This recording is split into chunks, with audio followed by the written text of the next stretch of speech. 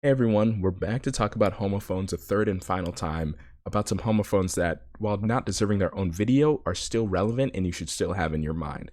So, reviewing from last two times, homophones are words with different spellings and meanings from each other, but are pronounced similarly, if not identically, in speech. But we have some miscellaneous homophones here. There are a variety of other, less common but still important homophones. So some of the prominent ones are accept versus accept and two versus two. Now, with accept versus accept, you're going to need to remember that accept means to receive, like I accept a gift from a friend. It's a pretty straightforward verb that is used a lot of times when talking about gifts or talking about getting something. Now, accept is a little bit different.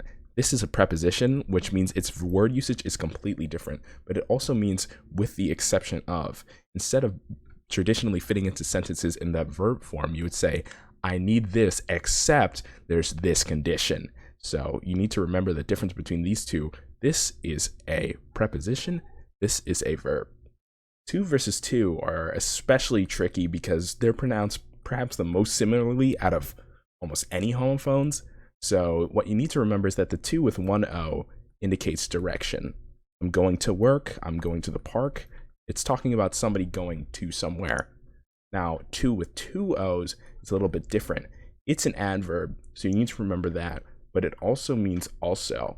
So if you can fit also into a sentence that has two in it, then you're using the correct one.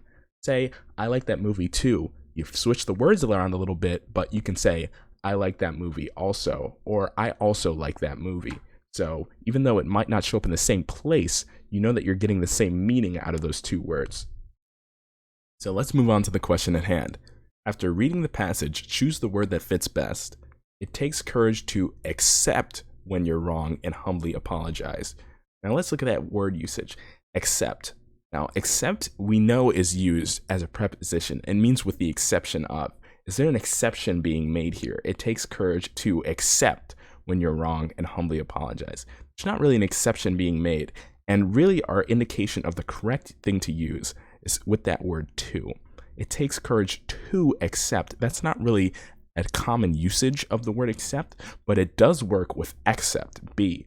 It takes courage to accept when you're wrong and humbly apologize. That makes more sense, and both expect and intercept don't really fit within the context of this sentence. It takes courage to expect when you're wrong and humbly apologize. I don't know why that would take any sort of courage.